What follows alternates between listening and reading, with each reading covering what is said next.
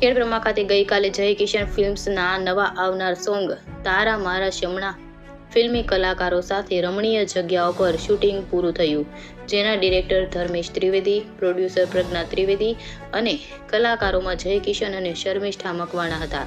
નવી અપડેટ માટે જય કિશન ફિલ્મ્સ અચૂક જોવાનું ચૂકશો નહીં. રિપોર્ટર જયેશ ઠાકોર સાથે શૈલેષ પટેલ, સાબરકાંઠા બ્યુરો ચીફ.